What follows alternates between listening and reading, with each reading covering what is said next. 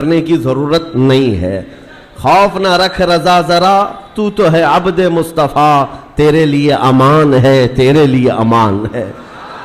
بس معاملات ایسے انسانی فطرت کا تقاضا ہے کہ انسان عادت کے طور پر ایسا دیکھا گیا ہے کہ کوئی جھوٹ بات 100 مرتبہ اس کو بولی جائے تو وہ سچ سمجھنے لگ جاتا ہے. اور اس تھیوری پر آج پوری دنیا عمل کرتی ہے. پوری دنیا کسی چیز کو ٹارگٹ کر کے بار بار بولتی ہے تاکہ لوگوں کے ذہنوں میں ایک بات بیٹھ جائے. اگر پانی کی بوتل کو بھی کوئی 100 مرتبہ شراب شراب شراب کہتا رہ جائے تو اچھے خاصے لوگ بھی پانی کی بوتل کو شراب سمجھنے لگ جاتے ہیں. حقیقت ایسا نہیں ہے. اسی لیے میرے عزیزوں، آج کے اس دور میں اپنے نوجوانوں سے اور سب سے یہی کہتا ہوں، یہ پھیلائے ہوئے پروپیگنڈے کی طرف نہیں جانا اور نہ ہی دنیا کیا کہتی ہے اس کی طرف توجہ کرنا. صرف اور صرف ذہن میں ایک بات یاد رہے، اللہ اور اس کے رسول راضی ہیں تو پوری دنیا روٹتی ہے تو روٹے، اس سے ہمیں کوئی فرق نہیں پڑتا. اللہ اور اس کے رسول اگر راضی ہیں، کیونکہ حساب و کتاب بھی اللہ کے پاس ہونا ہے، سزا اور جزا بھی اللہ ہی کے ہاں ہونا ہے. تو دنیا کو راضی کرتے کرتے کئی لوگوں کو ہم نے دیکھا وہ کتے بن گئے بیچارے ہیں. دنیا داروں کو راضی کرتے کرتے اپنی حیثیت بدل ڈالی. مومن تھے تو کافر بن گئے. سیکولر بننے کے چکر میں، لوگوں کو راضی رکھنے کے چکر میں اپنی شناخت تک کھو دیے، لیکن اس کے باوجود ان سے دنیا راضی نہیں ہو سکی. موت تک دنیا نہیں راضی ہوتی ہے. ایک مشن لے کر کے چلو میرے عزیزوں. میں نے بہت سارے لوگوں کو زندگی میں دیکھا ہے، سیکولر بننے کے چکر میں اس پارٹی والے کو بھی راضی رکھنا ہے، اس کو بھی راضی رکھنا ہے اور اپنی قوم کو بھی راضی رکھنا ہے. اور وہ سب کو راضی رکھنے کے چکر میں ایسا کتا بن جاتا ہے، دھوبی کا کتا، نہ گھر کا نہ گھاٹ کا، ادھر کا بھی نہیں رہا ادھر کا بھی نہیں رہا، سب کو مناتے مناتے رہ گیا. میں یہ نہیں کہہ رہا کسی کو منانا نہیں چاہیے، لیکن دنیا کو راضی کرتے کرتے اپنی آئیڈینٹی اور اپنا ضمیر بیچ دینا اور اپنا دین اور ایمان کھو دینا، یہ کہاں کا انصاف ہے؟ اور سب کرنے کے باوجود بھی دنیا راضی نہیں ہوتی تو کرنا کیا چاہیے؟ بس بات اتنی ہے، اس دنیا کو اوپر سے لے کر نیچے تک کرنے سے بھی راضی نہیں ہوئی، لیکن میرا مولا صرف ایک سجدے سے راضی ہوتا ہے. میرے مصطفیٰ کریم صلی اللہ علیہ وسلم صرف ایک پکار پر راضی ہوتے ہیں. تو پھر کیوں نہ ان درباروں میں ہم اپنے آپ کو بیچ دیں جہاں جلدی سے جواب آتا ہے. یہی ہماری زندگی کا مشن ہو. نوجوانوں، آج مجھے جو بات عرض کرنی تھی وہ یہ ہے، قرآن نے یہ کہا ہے کہ جو جھاگ ہے وہ اڑ کر چلا جائے گا. جھاگ سمجھتے ہوں گے، جھاگ سمندر کے اوپر جو کف ہوتا ہے، یا کسی بالٹی میں آپ پانی ڈال کر سرف ڈال کر ہاتھ گھمائیں تو جو کف آتا ہے یہ جھاگ ہے، اور اس کی کوئی ویلیو نہیں ہوتی. ہوا آئی تو اڑ جاتا ہے. قرآن کہتا ہے یہ جھاگ جو ہے یہ اڑ کر چلا جائے گا. وَأَمَّا مَا يَنْفَعُ النَّاسِ، اور جو لوگوں کو نفع دینے والا ہے وہ ہمیشہ زمین میں برقرار رہے گا.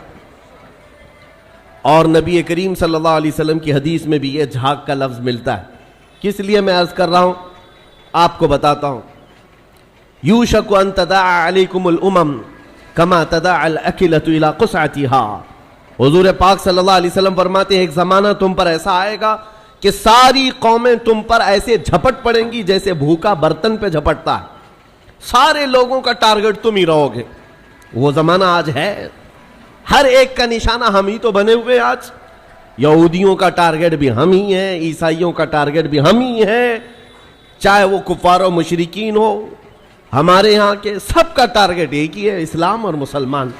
اور حضور نے فرمایا تھا یہ ایک زمانہ ایسا آئے گا.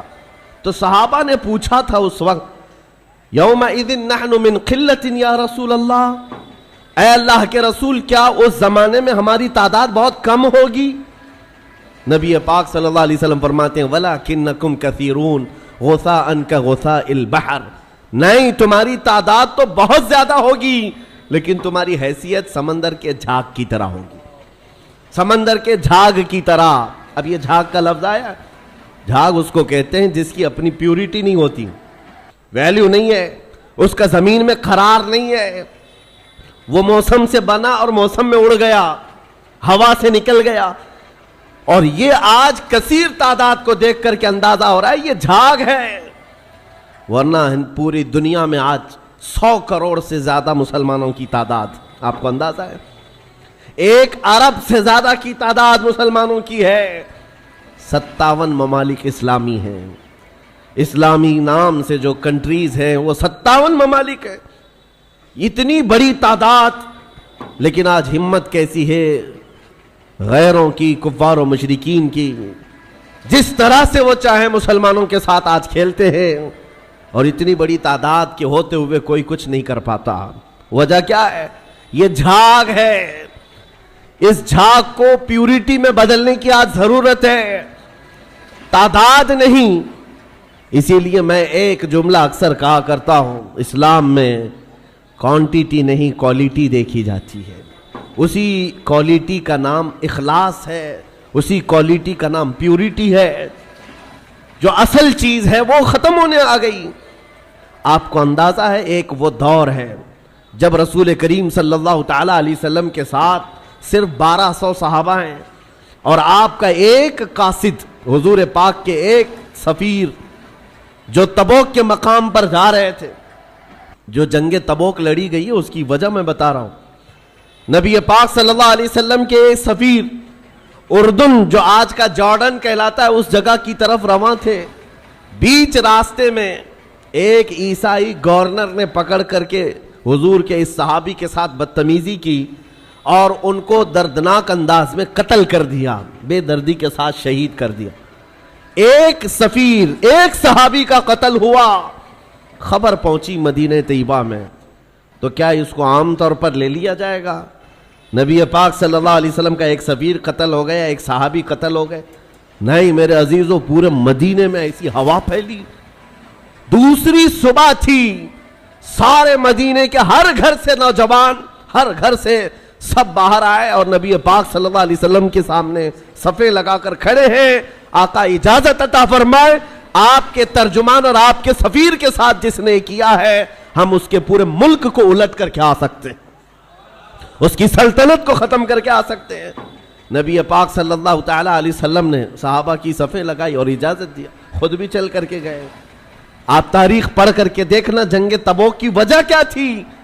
حضور اکرم صلی اللہ علیہ وسلم نکلے، 1000 اور کچھ صحابہ تھے، لیکن جیسے ہی ان کا رعب و جمال دیکھا، جلال دیکھا، وہ جو سلطنت تھی بیزنطینی، اور اس وقت ابھی نبی پاک صلی اللہ تعالی علیہ وسلم قریب پہنچے بھی نہیں تھے کہ یہ جنگ چھڑ گئی، اور اس کے بعد ایسی جنگ ہوئی تھی، تاریخ شاہد ہے، نہ وہ گورنر باقی رہا، نہ وہ سلطان باقی رہا، نہ اس کی فوج باقی رہی، پھر صحابہ نے پرچم اسلام لہرا دیا۔ جس نے سلطنت اسلام کے خلاف انگلی بھی اٹھائی ہے، صحابہ کا ایک جم غفیر نکلا تھا، وہ ان کا احساس تھا، وہ ان کی پیوریٹی تھی۔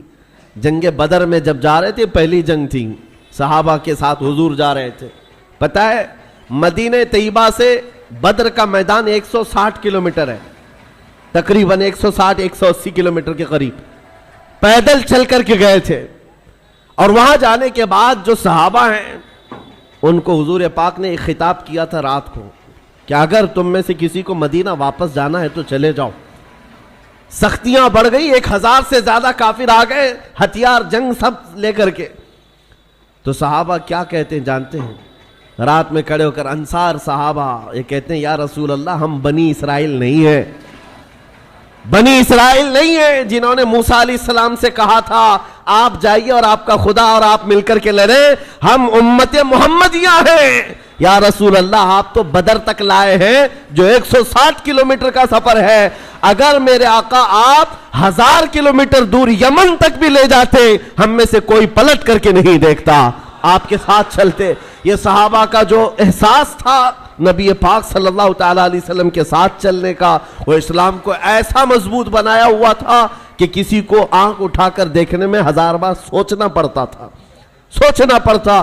ڈیفنس جو مضبوط ہوتا ہے وہ ہمارے اتحاد سے اور ہمارے احساس سے، تعداد سے نہیں، تعداد سے نہیں۔ آج بھی بہت سارے لوگوں کے پاس تعداد ہے، لیکن وہ تعداد معنی نہیں رکھتی۔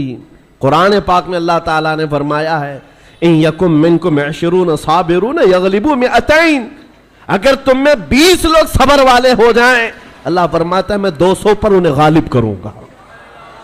कुरान का फरमान झूठा नहीं है, कुरान का फरमान गलत नहीं हो सकता। बस वो कौम कहां है जिनके अंदर प्यूरिटी थी, इखलास था, जो हसास थे। आज दिल दर्द करता है जब फिलिस्तीन के बच्चों की शहादत देखते हैं। आज 5000 से ज्यादा सिर्फ छोटे बच्चे कत्ल किए गए। उनका कसूर क्या था? बिन खिले मुरझा गए। उन कलियों का क्या कहना है जो दुनिया की अभी रानाइयां देखे तक नहीं है।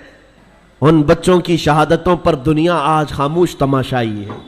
मेरे अजीजों, कुफ्फार और मुशरिकीन, यूरोप के ये सारे फसादी, अमेरिका जैसे जितने दादागिरी करने वाले लोग हैं, इनका तो मजहब ही है, लेकिन मुसलमानों को कौन सा सांप सूंघ गया जो इन निहत्ते तड़पते बच्चों को देख करके अभी भी मस्त हैं, अपने ऐश में जी रहे। आज भी अपनी जिंदगियों में कोई फर्क नहीं आता।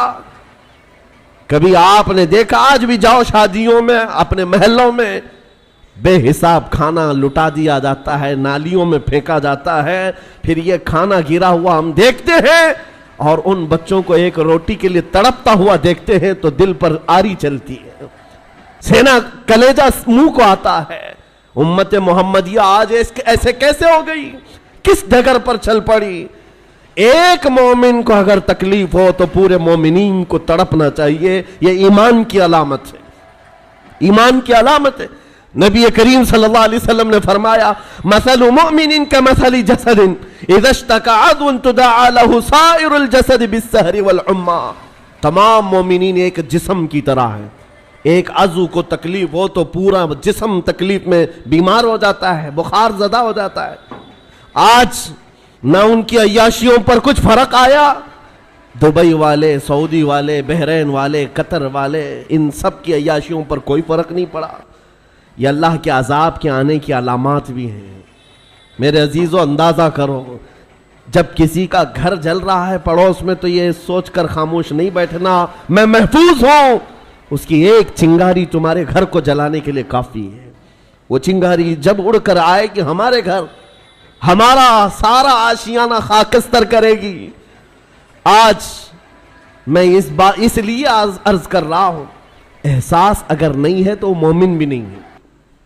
एहसास, आप ये सोचते होंगे हम फिलिस्तीन के बारे में, गजा के उन निहत्ते बच्चों के बारे में तकरीर करते हैं, बयान करते हैं, हम यहां बैठ करके क्या कर सकते हैं? हर एक के जहन में यही बात आती है, हम न जा सकते हैं न चल सकते हैं। अरे मदद भेजने वालों की मदद तक नहीं जाती, हम यहां क्या करें? एक दौलत है, एक दौलत है, वही हसास जिसको कहते हैं। एहसास जिस मोमिन के दिल में आए, तुम्हें अंदाजा नहीं, यह अर्श इलाही को हिला देती है, अर्श इलाही को हिला देती है मोमिन का एहसास का दर्द। आप यहां बैठ करके अगर वो एहसास करते, आपको अंदाजा है, हमें एहसास ही तो इस्लाम ने सिखाया है। नबी करीम सल्लल्लाहु ताला अलैहि वसल्लम की इस उम्मत में अगर एहसास नहीं, जहां सहाबा को हुजूर ने यह तालीम दिया था। आपको पता है मदीने तैयबा में एक मेहमान आए हुजूर की बारगाह में, हुजूर की बारगाह में एक मेहमान है और नबी पाक सल्लल्लाहु ताला अलैहि वसल्लम के घर फाका है। हुजूर ने सहाबा से कहा, कोई है जो मेरे मेहमान की मेहमान नवाजी करे, अल्लाह उसकी मेहमान नवाजी करेगा। हजरत अबू तलहा अंसारी खड़े होते हैं, कहा या रसूल अल्लाह, मैं आपके मेहमान को ले जाता हूं। उनको खुद को खबर नहीं है घर में कुछ है भी या नहीं, मेहमान को लेकर चल पड़े। जब घर आए बीवी से कहा रसूलुल्लाह के मेहमान घर आए हैं। बीवी ने कहा आपने पूछा उछा कुछ नहीं, घर में सिर्फ एक आदमी का खाना है, एक ही आदमी का खाना है, मैं हूं, आप हैं और बच्चे हैं, 2 बच्चे हैं इनके। बीवी ने ये कहा तो आप घबराए, कहा एक आदमी का खाना है, मेहमान घर पर आया है।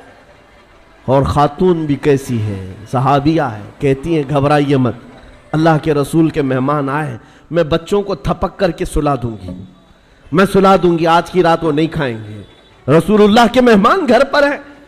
और उसके बाद खातून कहती है जब मैं दस्तरखान पर खाना ला करके रखूंगी, चिराग आप फूंक करके बुझा देना और आप खाने जैसी हरकत करते रहना, मेहमान खाता रहेगा। आप खाना नहीं, बस मुंह चबाते रहना उसके सामने बैठकर अंधेरे में, مہمان پیٹ بھر کر کھا لے گا, میں اور آپ ایسے ہی صبر کر لیں گے, اللہ کے رسول کے مہمان کو تو کھلائیں گے. یہ صحابہ کا تھا معاشرہ. مہمان کو دسترخوان پر بٹھایا, بچوں کو تھپک کر سلایا. جب کھانے کا وقت آیا تو آپ نے چراغ گل کر دیا اور کھانا رکھا, مہمان سے کہا کھاؤ. مہمان نے کہا آپ بھی کھائیے, کہا ہم بھی کھا رہے ہیں. اور خالی سوکھا منہ چباتے رہ گئے, اور مہمان اس اندازے میں کہ سب کھا رہے ہیں, پیٹ بھر کر کھانا کھا لیا اور سویا.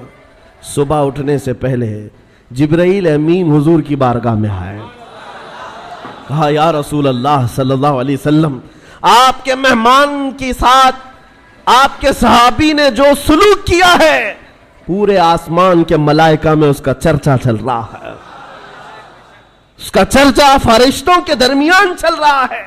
یہ تھا میرے نبی کا معاشرہ. احساس, کسی ایک کے لیے اپنا پورا نچھاور کر دینا. جنگ موتا کے درمیان ایک پانی کی کھٹوری پر 3 لوگوں نے جان دے دی تھی. یہ بھی واقعات مشہور ہیں. ایک بکری کے گوشت کا بھنا ہوا سرا کسی کے گھر میں آ جائے, صحابی اپنے پڑوس میں بھیجتے رہے, اور وہ پورے مدینے میں گھومتا تھا. ہر صحابی یہ خیال کرتا شاید میرا پڑوسی بھوکا ہے. یہ معاشرہ میرے نبی کا بنایا ہوا تھا. آپ کو پتا ہے حضرت عمر فاروق رضی اللہ تعالیٰ عنہ کا دور ہے, جب آپ رات کے وقت تنہا نکل پڑتے تھے اپنے خادم کے ساتھ مدینے کے حالات کو معلوم کرنے کے لیے. اپنے ایک خادم کے ساتھ کہیں سے گزر رہے تھے, ایک گھر سے کراہنے کی آواز آئی, ایک عورت کے رونے کی آواز آئی. رک گئے, اور آپ کے چہرے پر نقاب پڑا رہتا تھا, امامہ شریف اور نقاب جس طرح سے عربوں کا رواج ہوتا. اس گھر کے باہر کھڑے رہے, کھٹکھٹایا تو ایک شوہر, اس کا شوہر باہر آیا. پوچھا کیا بات ہے؟ مرد نے کہا میری بیوی کے ولادت کا وقت قریب آ گیا ہے, حاملہ تھی, بچہ پیدا ہونے کا وقت قریب آ گیا ہے, اور وہ درد ذہ سے تڑپ رہی ہے, لیکن دیکھنے کے لیے عورت کوئی نہیں ہے, کوئی عورت قریب میں نہیں ہے. خلیفۃ المسلمین ہے وقت کا, جس کے نام سے قیصر و کسریٰ کانپتے ہیں. دوڑ کر اپنے گھر گئے, اپنی بیوی اور اپنی بہو کو بھیجا, جاؤ فلاں گھر میں ایک بچی کی ولادت, ایک عورت درد ذہ میں ہے, بچے کی ولادت ہونے والی ہے. رات بھر امیر المومنین اپنی عورت اور اپنی بہو کو اس گھر پر بھیجتے ہیں, اور خود آ کر کے باہر انتظار کرتے بیٹھے ہوئے, اس کے شوہر کے ساتھ باتیں کر رہے ہیں, اور گھر سے کچھ کھانا پکا کر لا رہے ہیں, اور وہ مزے سے کھاتا رہا ہے. نہ اس شوہر کو معلوم ہے, نہ اس کی بیوی کو معلوم ہے کہ ان کے گھر کی یہ عیادت کرنے والا وقت کا خلیفہ ہے, کسی کو نہیں معلوم. صبح بچے کی ولادت ہو گئی, اور اس کے بعد حضرت عمر ایسی خوشیاں بانٹ رہے ہیں جیسے لگتا ہے ان کے گھر میں بچے کی ولادت ہوئی. اور جب آپ نے مبارکبادیاں دی اور گھر واپس چلے گئے, تو بعد میں محلے والوں نے کہا رات بھر تیرے گھر میں جو عورتیں تیمارداری کر رہی تھی وہ کوئی اور نہیں, امیر المومنین کی بیوی تھی, امیر المومنین کی بہو تھی. یہ احساس تھا, ایک عورت کے درد کی آواز آئے تو خلیفہ بے چین ہو جاتا. آج فلسطین سے اٹھنے والی آوازوں سے کسی کی نیند پر فرق نہیں پڑتا, کسی کی نیند خراب نہیں ہوتی. وقت کے عیاش حکمران, ظالم حکمران اپنی کرسیوں پر ویسے ہی مزے لے رہے ہیں, بلکہ بسا اوقات ایسا لگتا ہے یہ بچوں کی اور بچیوں کی جھنجھوڑنے والی آواز ان کی کرسیوں کو کیوں نہیں ہلاتی. یاد رکھو قرآن پاک میں اللہ نے فرمایا وَإِذَا الْمَوْعُودَةُ سُئِلَتْ بِأَيِّ ذَنبٍ قُتِلَتْ, ان بچوں کو جو آج مار دیا گیا ہے, یہ سورہ تکویر کی آیتیں بتا رہی ہیں, یہ قیامت کے دن بچیاں اٹھائی جائیں گی اور رب تعالیٰ سے پوچھیں گی مولا مجھے بتا کس جرم میں مجھے مارا گیا تھا, میرا گناہ کیا تھا جو مجھے قتل کیا گیا. آج یورپ کے درندے اور اسرائیل کے جتنے ظالم ان کے قتل میں شریک ہیں وہ الگ قاتل ہیں, لیکن یہ چپی اور یہ خاموشی پوری دنیا کی یہ الگ قاتل ہے, یہ الگ قاتل ہے. درد ہمیں اس بات کا ہو رہا ہے. اسی لیے شاعر نے کہا تھا نہ ادھر ادھر کی بات کر, مجھے یہ بتا کہ قافلہ لٹا کیوں, مجھے رہزنوں سے غرض نہیں, تیری رہبری کا سوال ہے. ڈاکوؤں کا کام ہی ہے ڈاکہ ڈالنا, ڈاکوؤں کا کام ہی ہے مال چھیننا, لیکن سوال تو تمہاری رہبری کا ہے. یہ حالات کب بدلیں گے میرے عزیزوں؟ اس وقت بدلیں گے جب ہمارا جوان احساس کی زندگی جینے لگ جائے. آج ہمیں افسوس ہے اور المیہ ہے، ہم ان ظالم حکمرانوں کے خلاف آواز اٹھاتے ہیں جن کے عیش میں کوئی کمی نہیں ہوتی آج، لیکن ان کو کوس کر کے بول کر کے آپ کو ایسا لگتا ہے یہاں کیا ہونے والا ہے. ہونے والا یہ ہے، آپ کو ہم نصیحت کر رہے ہیں، اللہ نے آپ کو جو منصب دیا آپ تو عیاش نہ بنو، آپ تو اس طرح کی بے حسی کی زندگی نہ گزارو، لاپرواہی کی زندگی آپ تو نہ گزارو. کبھی دسترخوان پر بیٹھے ہو، نرم غذائیں کھا رہے ہو اور تمہارے بھائیوں اور بہنوں کے چیخنے کی آواز آئی تو کیا یہ نرم غذائیں تمہارے حلق سے اترتی ہیں؟ کوئی ماں تڑپ رہی ہو سامنے تو کیا یہ نرم غذائیں تمہارے حلق سے تڑپ گزرتی ہیں؟ جب کھانا حلق سے نہیں جاتا تو میں ان نوجوانوں سے پوچھتا ہوں، آج بھی رات بھر نکڑ پر بیٹھ کر کے تم جو عیاشیاں کر رہے ہو، تمہاری پوری رات جو گیم میں گزر جاتی ہے، انٹرنیٹ پہ گزر جاتی ہے، تمہیں اس درد کا احساس کب ہوگا؟ آشیانہ لٹتا چلا گیا اور اب بھی اگر احساس نہیں آیا تو کب آئے گا؟ شاعر نے کہا تھا، جگہ جگہ کے تھک چکے ہیں تمہیں یہ ہنگامے، نشاط لذت خواب گراں بدل ڈالو. غلط روی سے منازل کا بودھ بڑھتا ہے، مسافروں روش کارواں بدل ڈالو. یہ جس طرح کی زندگی گزارنے کے ہم نے اسلوب بنائے ہیں، آج کیا یہ المیہ نہیں ہے؟ کروڑوں کی تعداد ہونے کے بعد ہر ایرا غیرہ نتو کھیرا آنکھ دکھاتا ہے، ہر کتا ہم پر بھونکنے لگتا ہے. وجہ صرف یہی ہے کہ ایمان کی کمزوری ہے، ایمان کی کمزوری ہے. نبی پاک صلی اللہ تعالیٰ علیہ وسلم سے بڑھ کر کے تمہارے پاس دروازہ کون سا تھا جہاں اگلوں نے بھی عزت پائی، پچھلوں نے بھی عزت پائی؟ ساری عزت کا دار و مدار میرے مصطفیٰ کے قدم تھے. اور آج کل ملا کر کے میں اپنی گفتگو کو آخری درجے پر لاتا ہوں یہ کہتے ہوئے، سب سے بڑا حساس اس دنیا میں کوئی تھا جو درد کا احساس کرتا تھا تو وہ آمنہ کا لال مدینے کا تاجدار، جس کے بارے میں میرے امام نے کہا تھا، جو نہ بھولا ہم غریبوں کو رضا، یاد اس کی اپنی عادت کیجئے. حضور پاک صلی اللہ تعالیٰ علیہ وسلم پر آج کیا گزرتی ہوگی؟ تمہیں اندازہ ہے اس بات کا؟ حضور اکرم صلی اللہ علیہ وسلم نے فرمایا، اگر تمہارے تلووں میں کانٹا بھی چبھ جائے تو اس کا درد مجھے بھی ہوتا ہے. یہ امتیوں کے بارے میں حضور کا فرمان ہے. اور جہاں اس نبی کے ان امتیوں کو جو ہمیشہ بیت المقدس کی حفاظت کے لیے اپنی جان وقف کر چکے، جب کاٹا جا رہا ہو، مارا جا رہا ہو، ٹکڑوں میں بدل دیا جا رہا ہو، نبی پاک صلی اللہ تعالیٰ علیہ وسلم پر کیا گزرتی ہوگی؟ آپ یہ سوچتے ہوں گے مدد کیوں نہیں آتی؟ مدد آئے گی، لیکن یہ امتحان کی گھڑی ہے، پوری دنیا کو دیکھا جا رہا ہے اس میں کتنے پیوریٹی والے ہیں، اخلاص والے کتنے ہیں اور کتنے صرف تماشا دیکھنے والے ہیں، یہ بھی دیکھا جائے گا. کربلا کا میدان جس طرح امتحان کی گھڑی تھا، اسی طرح آج کا دور بھی امتحان کا وقت ہے. یہ سارے مومنین کو دیکھا جا رہا ہے. ہونا تو یہ چاہیے جب ہمارے گھر سے جنازہ نکلتا ہے تو غم اتنا ہوتا ہے کہ بندہ توبہ کر لے، مولا میرے بھی جانے کا وقت قریب آ جائے گا. جب موت دیکھتا ہے انسان گھبراتا ہے، ڈرتا ہے اور توبہ کر کے باز آتا ہے. اور آج اتنے بڑے بڑے حادثے دیکھ کر کے اگر کوئی نہیں سدھرتا تو پھر اس کے سدھرنے کی امید بھی نظر نہیں آتی. اس لیے میرے عزیزوں، نبی پاک صلی اللہ تعالیٰ علیہ وسلم کا جو احساس ہے وہ حضور یہی فرماتے ہیں.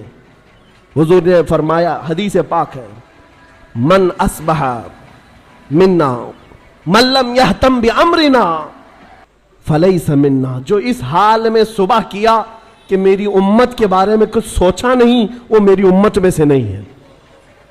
کتنے ہیں ہم میں سے جو صبح کرتے ہیں اور رسول اللہ کی امت کے بارے میں کہتے ہیں؟ آپ کو پتا ہے نبی پاک صلی اللہ تعالیٰ علیہ وسلم نے یہ بھی فرمایا، جس نے میری امت کی مغفرت کی دعا کر دی میری شفاعت اس پر واجب ہے. حضور کی امت کے لیے صرف دعا بھی کرتا ہے تو حضور فرماتے میری شفاعت ہے اس پر. تو آج یہ احساس پیدا کرو، درد پیدا کرو ایک دوسرے کا، اور ان مومنین کے لیے باضابطہ رب تعالیٰ کی بارگاہ میں گڑ گڑاؤ. دعا مومن کا ایک ہتھیار ہے. جب احساس کے دل کے ساتھ اللہ کی بارگاہ میں پکارا جاتا ہے تو عرش الہی بھی ہل جاتا ہے.